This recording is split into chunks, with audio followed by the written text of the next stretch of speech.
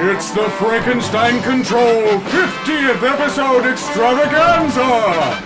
Starring Whoopi Goldberg, Adam Sandler, Gact, Bill Engvall, Salman Rushdie, musical guest Bonnie Prince Billy, The Cars, someone Steven booked named Attila the Fun, Ken Bone, remember him? Godzilla, something to tell you, a chorus of men dressed as Winnie the Pooh. Taylor. What? We silently passed our 50th episode last week, so this is technically our 51st. Yeah.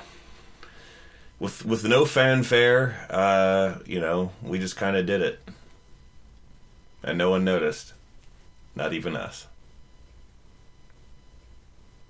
Shit! Look at the picture. See the skull. Visible Frankenstein controls. The Brain Thoughts broadcasting radio. The Frankenstein earphone radio. The latest new skull reforming to contain all Frankenstein controls. Welcome to the 51st episode of Frankenstein Fuck it. Hooray! It's almost like we planned this.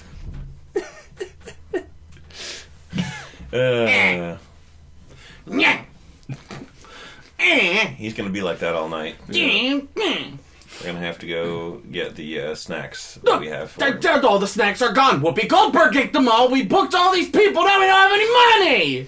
We didn't have any money to begin with. Well, now I gotta kill them all.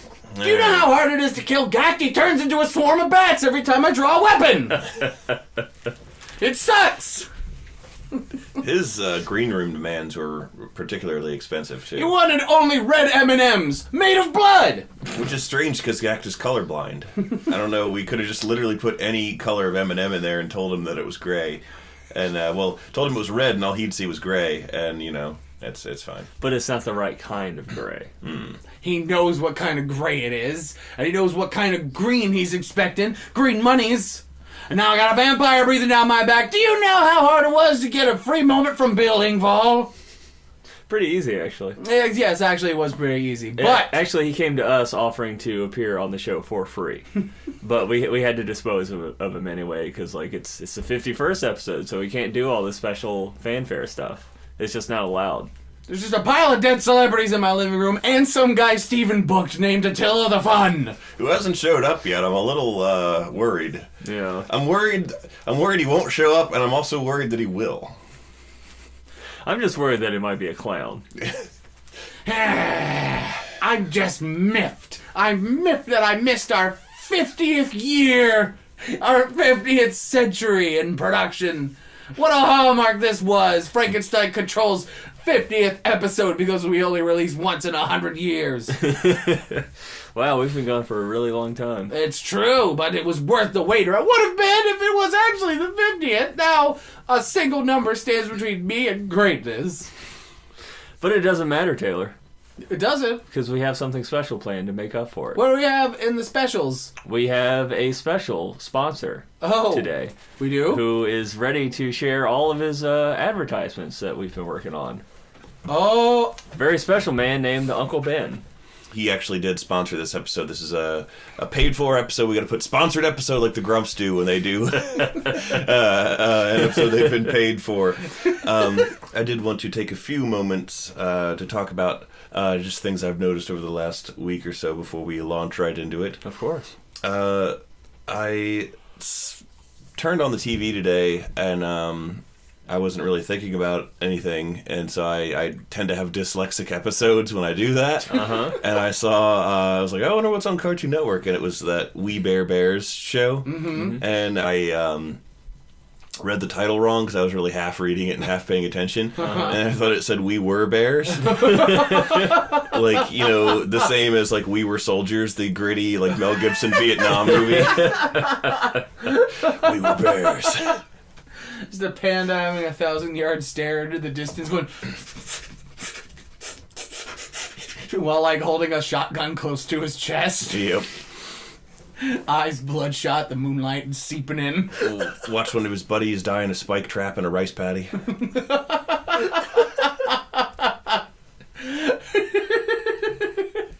Oh, man. We Bears, how dark you've become. I think that show does have Dimitri Martin as one of the voice cast, which is probably the only thing he's doing now. And the only thing that I can think of that he's done in the last 5 years. Dimitri Martin was the comedian who like sketched on a whiteboard. FBM once made a joke where it was like, one time, a long time ago, someone handed Dimitri Martin a whiteboard and said, "Here you go, kid. This is going to be your whole life." Well, I came up with a gimmick that sets me apart from the rest of comedians. Oh no, I can't get rid of it. I've overplayed my hand, my only hand. where's your whiteboard? Now it's the only thing anyone wants to see. Nobody wants to see me. For me. Dimitri. Well, we were gonna book Dimitri Martin for the special, but he was too busy. Now I think about it, I think he was lying.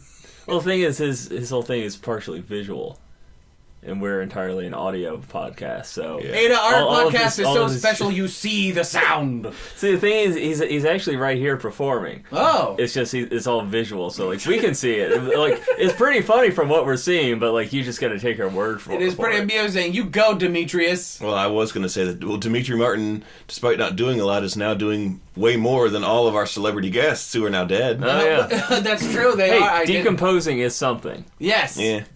But at some point, that'll stop, too. Yeah. Well, the fact that we're audio-only media doesn't stop us from dressing up special for our big 5-0 episode, despite the fact that it's no longer our 5-0 episode. Our 5-0 plus 1. Yes. 5-0 plus 1. Well, that's what we'll call it.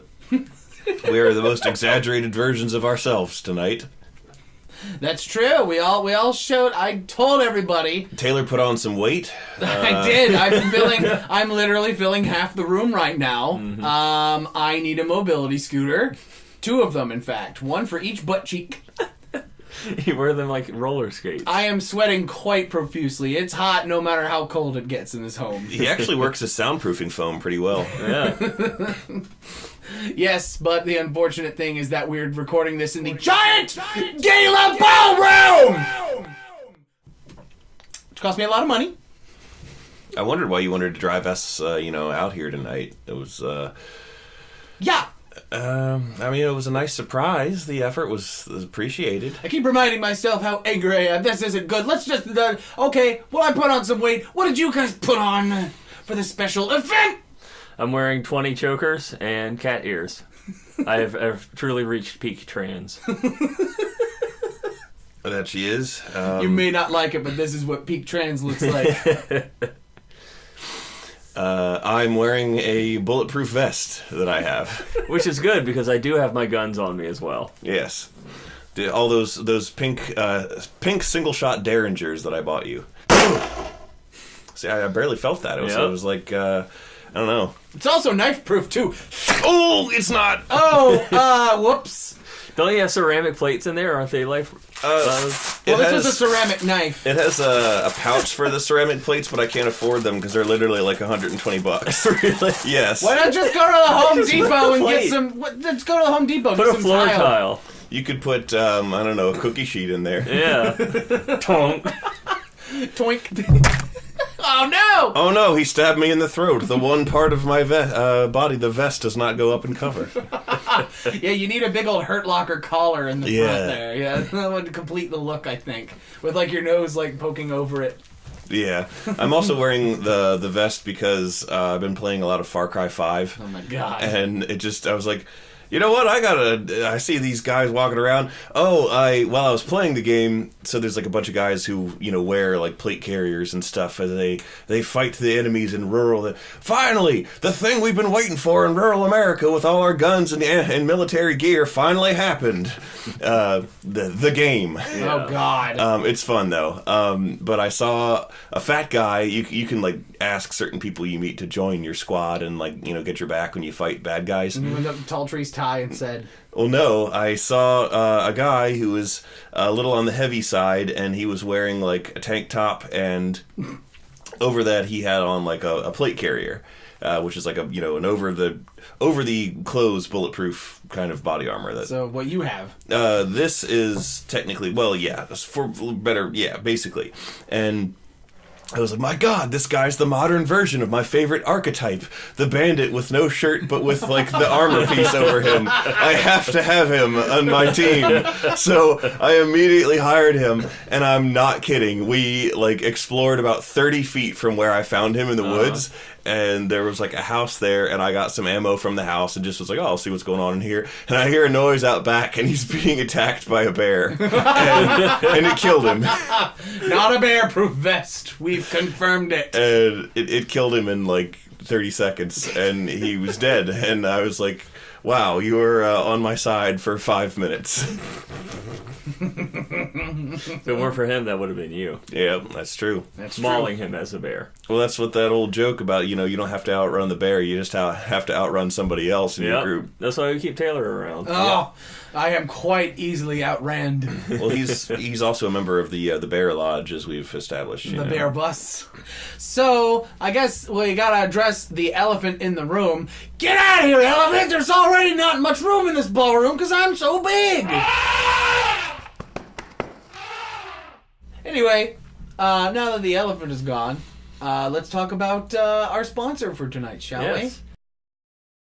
So this very special episode is brought to you by Uncle Ben, who has tasked us with coming up with commercials. That's Uncle Ben from Uncle Ben's Rice, the food you can get at the supermarket, not Spider-Man's Uncle Ben. Just for clarification, He's dead, just dead. like Whoopi Goldberg and Gact. And well, no, Gact isn't dead, but Billingvall certainly is. Yeah. But these Uncle Ben's Rice pitches do have a sort of origin story, much like the Uncle Ben of Spider-Man.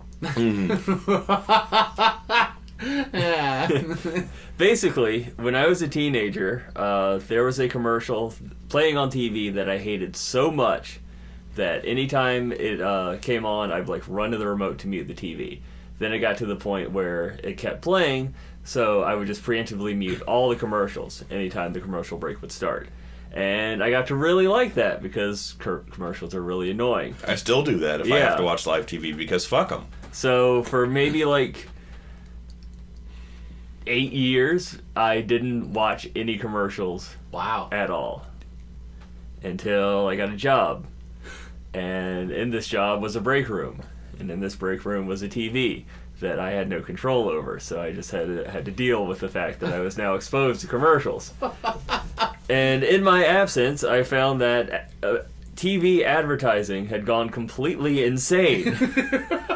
I mean, she's right. I mean, how often have you watched a commercial on TV and gone like, the fuck sense does that make? That's just weird and stupid. Are they trying to cash in on the random humor trend and just not doing it very well? Exactly. Some of them can pull it off, and some of them it's clear that they have no idea what the fuck they're doing, and it's just bad shit. The two examples that stick out from this time period for me, which was about like early 2014, late 2013, there was Midas, the automotive place that had their ads with the giant floating golden hand. No! With the face in the palm. I forgot about that. God, those horrible eldritch monster. It was horrifying, and it wasn't funny, and the punchline was always like, oh, they give him a high five, but he's a hand, and his face is in the hand, so it's like slapping him in the face. Ha ha ha ha ha ha ha ha ha. Ha! The other one that really got me, I think it was for aftershave of some sort, and this guy is like, there's this couple, and they're both dressed to the nines, getting ready for what is clearly like some big day, and the girl comes in and she's like, honey, are you almost ready? He's like, yeah, I just gotta put on the aftershave, and he rubs it on, and then she steps back into the room, now immediately pregnant. And she's like, what did you do? And then it cuts to the dog, also now pregnant. Ew! And then the fish, also pregnant. What the fuck? And it's like, are you implying that this man has fucked his wife, the dog, and the goldfish? And this aftershave has made his seed so potent that it has immediately impregnated them to full term. Wow! That's body horror. I didn't see that but I'm glad I didn't, because that's just awful. It was horrifying. If I had not been in a public place, I would have been screaming what? Endlessly. Instead, you were just screaming. Yes. Incoherently. Wow! Wow! Wow! But I saw all that shit, and this particular job I was at was incredibly monotonous, used absolutely no brain power at all. So my mind was just left to wander for 10 hours a day, 40 hours a week. And for I think some we reason, can say that you worked in a warehouse where Yes, you handled a lot of goods. I worked in a box factory. You were some schmuck who worked in a box factory. Exactly. And with my mind wandering and thinking about these horrible advertisements, I started coming up with my own horrible advertisements. I don't know why I picked Uncle Ben. Well, I can remember why. And- There's no reason why. Well, it was because you were just sort of like, as you explained to me at the time, you were just like, I'm to deal with the monotony, and also as just sort of an improvisational exercise to entertain myself. Yeah. I'm going to try and create like an insane branding thing for literally the next innocuous object that crosses my path. And it just by happened to chance, be it Uncle happened to be an Uncle Ben's Okay. rice. Somebody had ordered that, like a shipment of Uncle Ben's rice. So I you're like, guess. all right, let's see if we can do it. And I suspect that, you did it because you've run a couple of these by me in the past. I'm glad Uncle Ben has finally noticed the genius. Yeah. This is like when Tim and Eric got hired to produce those Old Spice commercials. Or the purple mattress commercials that are out now. Yeah. And are absolutely ridiculous and hilarious. But anyway, what kind of ad campaign are we looking at here, Ada? A lot of different ads, a lot of different genres and demographics to cover. So they want to make sure they hit all their marks. Yes, exactly. I mean, you need the wide net. So I'm thinking I'll just go down sort of in order in the way that I conceptualize them. This first one goes to try to capture the whole family demographic, like married with 2 kids, suburban family, stuff like that. So it starts off with this man behind his kitchen counter. It's like this huge McMansion-style kitchen.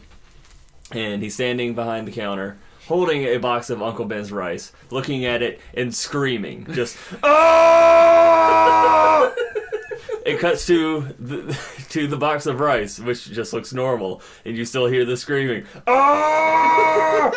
Cuts back to him. He continues to scream. Cut to the box. Continues to scream. Cuts back to him. He continues to scream, but also his wife is there screaming. Cuts to the box. Continues to scream. Cuts back to him. The scream continues, but now Uncle Ben walks into the frame slowly. And this is like, some modern depiction, like the Colonel Sanders, actors in those commercials who looks vaguely like the guy on the box of Uncle Ben's rice in that sort of old-timey suit with a checkered, brown checkered suit. Yeah. He walks halfway into frame, stops in the middle, looks directly into the camera, and just kind of shrugs indifferently. And then moves on to the other side of the frame. And then it ends. And for clarity's sake, the way all of these end are with just a white screen with the Uncle Ben's box on it that says Uncle Ben's rice at the bottom. We smash cut to this ending quite frequently, and it's just referred to as Uncle Ben's rice. Yeah. Okay, so when you say Uncle Ben's rice really fast, that's kind of shorthand for Yeah, the that smash cut. particular smash cut to the box and the Exactly. font. All right. I mean, that's how I always pictured it. Yeah. Uncle Ben's rice. And that's the first one that I ever came up with. So we have another that's trying to get to the, once again, to the family appeal. But mostly the families with very young children. Oh. So this one has a white room that is filled probably about 2 feet up with fully cooked rice. Like wall to wall. Yes, wall to wall. And in these giant piles of rice covering the entirety of the floor are babies. What? Lots of screaming, very, very angry babies. Just A cacophony. yes, a cacophony of infant screams. Oh, so it's like that really abrasive, like when you say angry, like the Yeah, kind of, okay, yeah, like the inconsolable demon child kind of. exactly. Next to you on a Furious. flight. Yes. What? And like, are these babies like dressed in like branded onesies? Yeah, mostly. Okay, good. Like yeah. some are branded, some Because are I just mean, in like their diapers. we need to assault folks with the brand. It's a very diverse group of babies. Like no one baby is exactly the same. Oh, okay. Some are space aliens. Just like snowflakes. Except And much screaming. like snowflakes, they are piled on the ground in the rice, screaming. I mean, that's why they got to cancel school. Oh my god. So we get a good couple of shots of all the different babies screaming, and a good view of the room. Yeah, like a good panning shot, I meant. Yes. Like panning up, maybe, or like, yeah. Yeah. Like a good pan up, like a slow pan up in the room, just the chaos of the room, the rice and the babies. Exactly. So the camera settles onto one kind of wide shot showing the whole room, and you see some like dirt or like bits of ceiling tile fall from the ceiling into the pile. Some plaster dust. Yeah, plaster dust, followed by as Uncle Ben basically belly flops into this giant pile of rice, along with ceiling tiles and empty alcohol bottles, splinters and pieces of wood. He shakily gets up to his feet, still clutching an empty bottle of Jack Daniels. It stands up, faces the camera. It's great. Kids love it's great. It's good. It's great. Uncle Ben's rice. I just imagine like that last is like a heavy like a smash zoom right into his face. That's pretty good. But it's like the fake smash zoom, so it's like all pixely and Yeah. shit. Like it isn't actually zoomed in with the camera. They did it in post. It's great. Uncle Ben's rice. That's a good one. I like that one. Mm-hmm. I don't know which one I like better. The Kids screaming. love it too. It's great. There's a lot of screaming I'm noticing. Listen, I quote that one the most. Anytime there's like a ham-fisted ad at some aimed at a younger demographic, one of us will turn to the other and go, "Kids love us great." Aw. Kids love is great. So another one we got gets a little bit meta. Oh. Because we do want to try to appeal to the people that see past advertisements and see Millennials and Gen Z. Yeah, they're like, we know you're trying to advertise to us. Try to at least be honest about it. So it starts with basically the end of some commercial, an implied commercial with where Uncle Ben is on stage and he's like clearly wrapping up. You see the clapboard come down. Somebody else cut. He like takes off his hat or something, puts it down, starts walking towards the camera. The camera's like backing away, and you can see all the set people running around. The studio aide hands him a towel that he puts around his neck. Stuff like that. He's walking towards the camera, addresses it directly. He's like, "Hi, I'm Uncle Ben." And right as he says that, in one swift motion, he takes out a gun from behind his back and shoots himself in the temple. Oh my god! The Just gunshot. bang, it collapses immediately. The gunshot rings in the silence. Yes. And chaos ensues. Everyone's screaming. You hear someone yelling, "Call an ambulance!" Like the camera falls over. From this point, we're like kind of looking at basically the ceiling as like heads and shoulders rush by. You hear one person, "Who gave him a fucking gun?"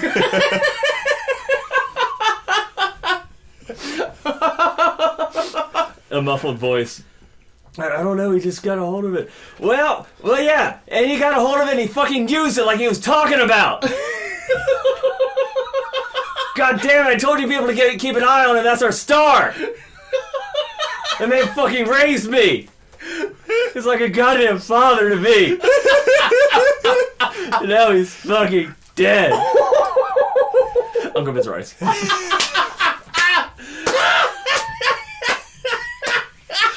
Oh my god! Oh, hi, I'm Uncle Ben. So this is America himself. Yeah. God, that one's good. I envision this one, the commercial with the phrase "Who gave him a fucking gun?" I envision this airing on like Comedy Central, Late Night Adult Swim, and Nick Jr. Mm-hmm. Actually, this one only airs once. This is the Lost commercial that someone's like one person has a recording of it. It's nearly lost media. Uncle Ben looks slightly different, just slightly in all subsequent commercials. It's a different actor now. Oh, God. So we want to get a good variety of channels as well, and a good way to do that kind of trick people into watching your advertisements is to make them think it's part of the show. So we'll have like a game show network exclusive commercial. Ooh, integrated networking. Integrated marketing. Yeah. So it starts on a game show set. You got 3 sort of, I don't know, stations you'd call them. There's like a podium with Uncle Ben at it. And then there's another much wider part of the stage with 3 podiums on it with different contestants behind them. Oh, okay, like a Jeopardy kind of setup. Yeah, okay. Like a Jeopardy setup. Uncle Ben comes into frame, says, "Hey, I'm Uncle Ben, and welcome to Guess That Rice. Let's take a look at our contestants." It cuts to the first contestant. Rick Jones, a food service worker from Kentucky. It pans left to the second contestant. Susan Smith, a retail manager from Oklahoma. Pans left to an empty station where the third contestant should be. And Kevin, there's the voice paused for a bit and then goes back to Ben. Ben is like looking around. Uh-oh, where's Kevin? Camera swings around for a bit until it swings upwards and focuses on the rafters. Everyone points, there he is! And we see Kevin crouched on a rafter, completely naked and sweating. His eyes are red and puffy like he's been crying. And he is gripping his head tightly in his hands. Ben says, "Come on, Kevin, get down from there. We've got a game to play." Kevin is just stuttering and like clearly distressed up on his rafter. Just, "No, not today. Not today!" As he dissolves into little dust motes of light. What? That then scatter and disappear throughout the ceiling rafters. He was atomized. Yeah. Or like vaporized into fireflies that quickly died. Oh! That's really good.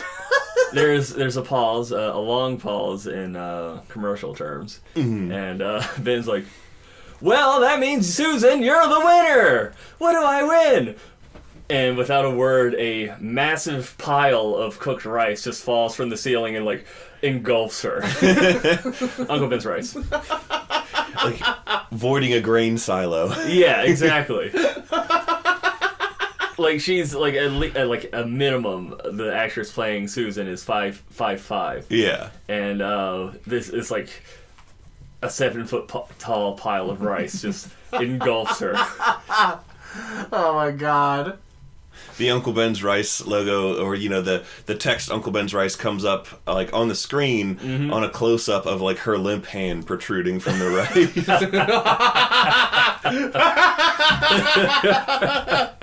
I like that. Uncle Ben's Rice. These commercials so far have been very normal, very by the books. I think incredibly so. Yeah. A little bit typical, but like that's kind of tame, really. Yeah, really tame. So we want to get a little bit more edgy, a little bit more avant-garde with a few of these. Okay, sure. So this one is a shot of a woman sitting in a chair. The camera is positioned in a way that it cuts off basically a lot of her upper torso and head. So basically you're seeing her legs and kind of her belly and like the slight hint of underboob because she is topless. Yeah, okay. She's just sitting in the. This is some good art house stuff. Yeah, you can't see anything. Like it's all out of camera. It's tasteful underboob. Yeah, she's just sitting in a wooden chair. She's got like white sneakers on and blue jeans, and in her lap is a cat, like a fluffy white cat that she's gently petting, and the cat looks fairly content. So very, very like slowly and subtly, the camera zooms in a little bit. As red drips of what something is it zooming in on? Onto the cat. Oh, okay. Yeah, onto the whole frame. She's in a black void, by the way. But very slowly zooms onto the cat, and you see little red droplets falling on the cat. And the cat like wakes up a little bit, looks up, and then darts out of the lap as a fully intact human liver, a human heart, a skull, a lot of blood, and a Uncle Ben's rice all fall onto the woman's lap where the cat was sitting.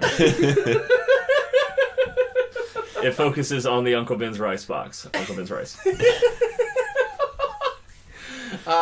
There's like a single droplet of blood slowly moving across the logo with Uncle Ben's smiling face. Of course. That is a little disturbing. A little bit. I'm a little unnerved. Her head exploded and rice came out. Yeah. How did her liver come out of her head and her intact skull? Exactly. There's so many questions raised. I mean, who knows if it's even hers, because she doesn't flinch. Yeah. She's completely still throughout this whole ordeal. There was an Uncle Ben's rice commercial that I saw. Mm-hmm. Where this one like just aired last week, or it was just like a lot of it looked like a lot of anti-Israel stuff. What? It was weird, but it was clearly like raw, grainy, like frontline footage of Israeli tanks like torching Palestinian homes and stuff like that, and like the wailing of civilians and like the many like mass graves that they have, but on like the uniforms of the Israeli soldiers and like the tanks, it just said like Rice-A-Roni, the San Francisco treat, and then like finally the tagline said like don't trust the competition, there's only one Ben. Oh no! Ah! Well, be right. It's funny that you bring that up because we do address our competitors as well. So, yeah. So there's one where, once again, appealing to the family demographic, but we also got to talk a little bit of shit about all these other competitors that think they can possibly stand a match to Uncle Ben's rice. The convenience and the taste is just I know, right? Why would you ever try anything else but that? Uncle Ben's. It's the bee. But the ad starts with kind of a middle-aged man, very very much like your typical dad type. He's standing in the kitchen, working like a pot of something. A woman comes in, ostensibly his wife, says, "Honey, what are you making for dinner?" He's like, "Oh, I got a box of Zatarans for us." And she's just, "Fuck is wrong with you?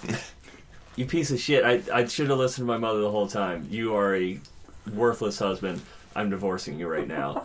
She says, "Kids, come with me." The kids run into frame. They go up to him and say, "Daddy, we're going to live with Mommy because we don't love you." They run off. The phone rings. He walks over, picks it up. "Hello, this is your boss. Don't bother coming into work tomorrow. You're fucking fired."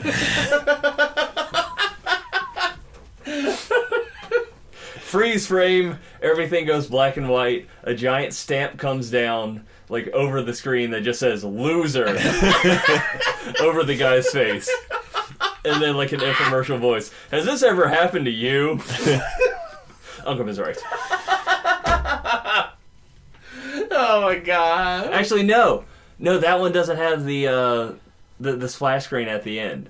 It just ends abruptly on "Has this ever happened to you?" And like Uncle Ben's rice is never actually mentioned in the commercial. Yeah, It's just a smear campaign. Yes, it's entirely for a smear Zataran. campaign for Zataran.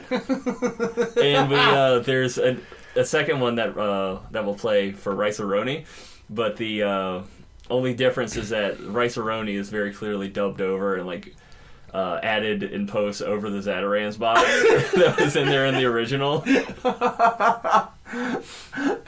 Like I got us some Zatarans, it just like instead of dubs it over, just be like, "I've got some Rice-A-Roni."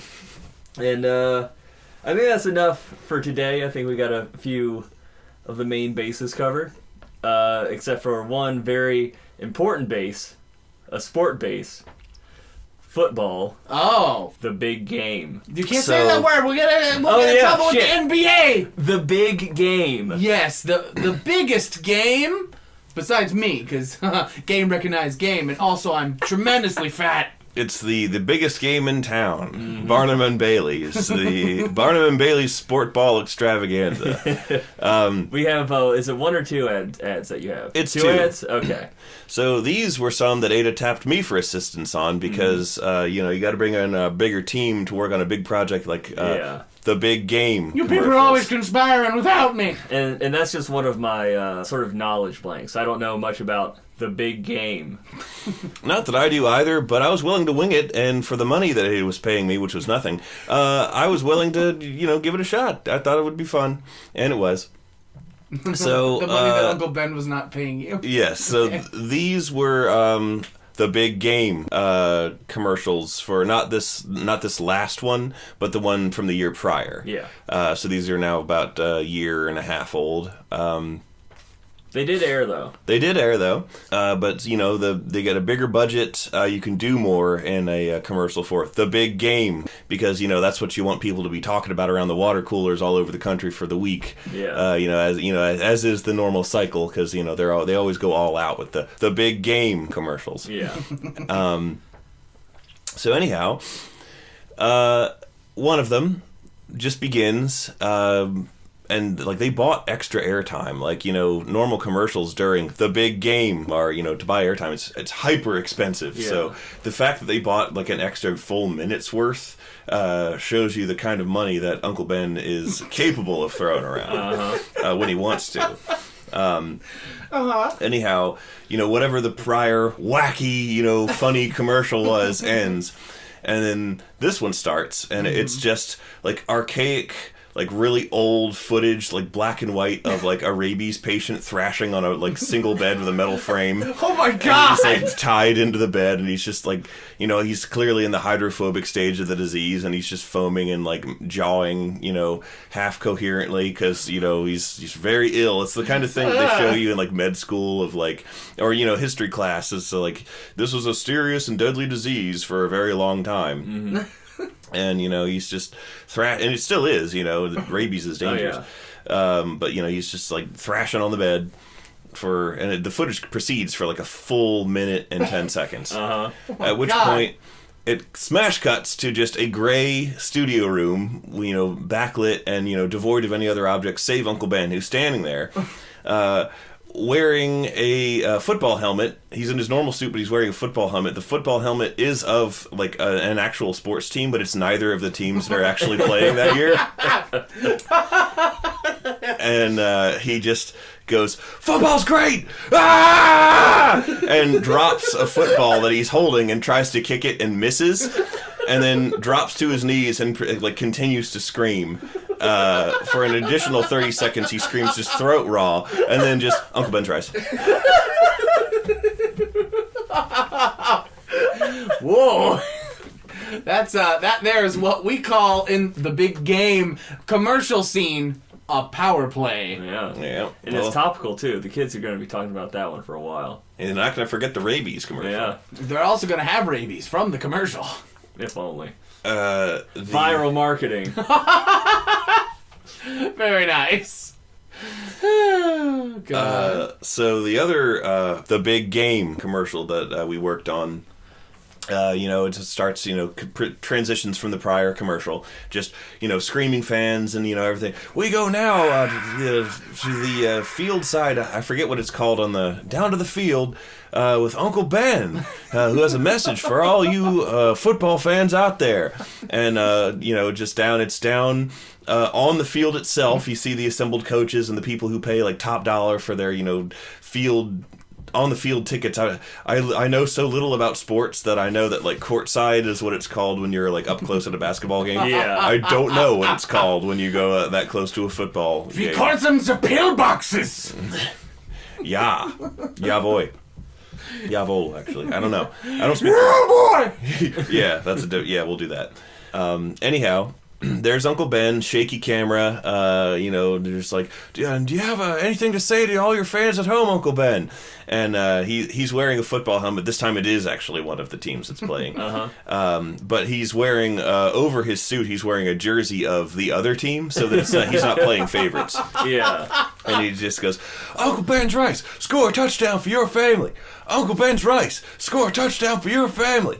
Uncle Ben's rice, score a touchdown for your family. And he proceeds to repeat this verbatim for a full minute and 30 seconds. And during this time, like the words like live appear as you know, when you're watching like a live news footage, like it comes up on the screen. And you know, this is happening right now. He's at the game. This is a live feed. And he just proceeds to scream this until the commercial abruptly smash cuts mid-sentence, mind you, of Ben, and it's just like a single shot, like Subway ad for Subway sandwiches, and then that is on screen for like 0.2 seconds, and then the commercial ends.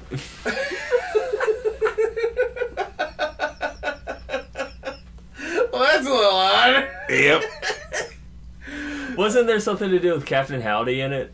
Oh, yes, yes. Can we, rewind and redo it? No, we'll just keep going. I forgot that while this is happening, in between is, smash cuts of, Captain Howdy from The Exorcist. Oh, my God, the demon face? Yes, the demon face just appeared. That face scared the shit out of me. Scared the shit out of everybody. It was scientifically engineered to do precisely that. It's so spooky. But then, each iteration of it grows shorter, but if you do pause it, you notice that he has more and more Uncle Ben's rice smeared on his face. Or there's just more boxes of Uncle Ben's rice crudely photoshopped into the blackness that surround him. As a special promotion, every 100th box of Uncle Ben's rice on store shelves will have Captain Howdy's face instead of Uncle Ben's face. In the suit? Yes, in the suit, but it's still Captain Howdy. Can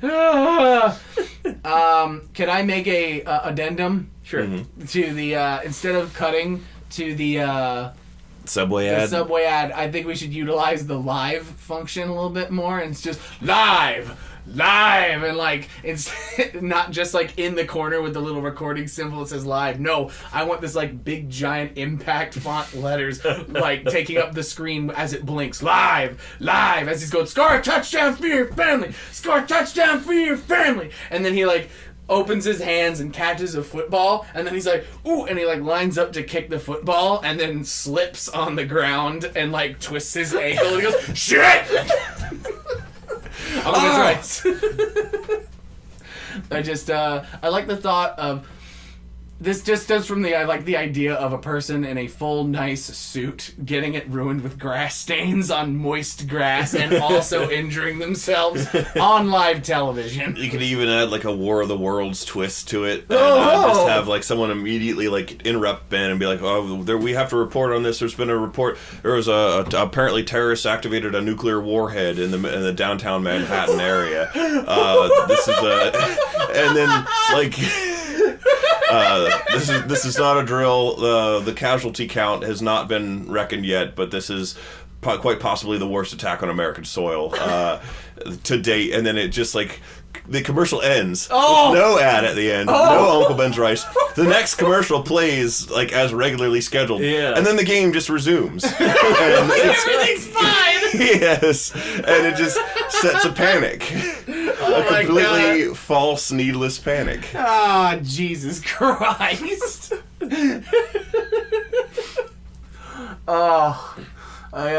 That's pretty good. It's a national tragedy of flavor at Uncle Ben's Stadium. I have one more ad. This is, there's a lot left, but one more to close out the show, because it also has to do with football. It's simply about 2 or 3 young kids, probably 8 to 10, playing around in a field, tossing a soccer ball between each other, as well as Uncle Ben. So it's the 4 of them. They're all running around. They're having fun. They've got their ball. He's the kid's go long, Susie. And the girl runs after it, catches it.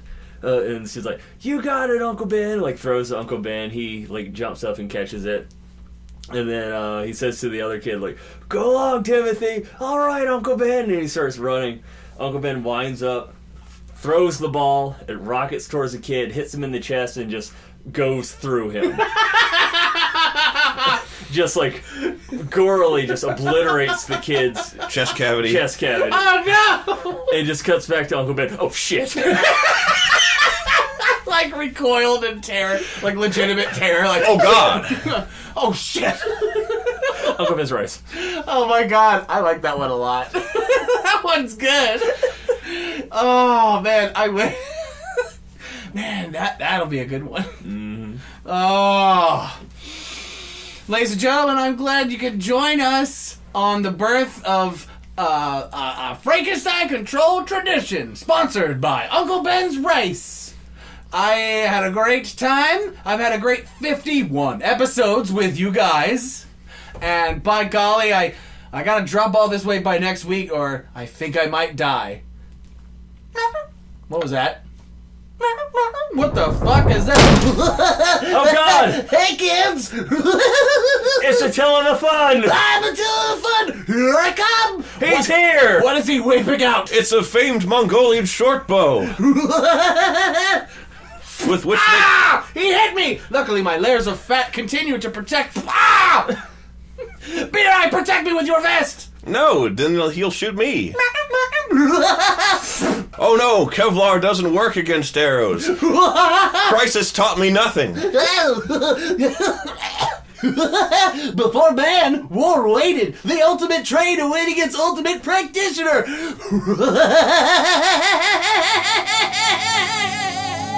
Now even you know I am a menace. I hand you the secrets to save the entire human race and the entire universe.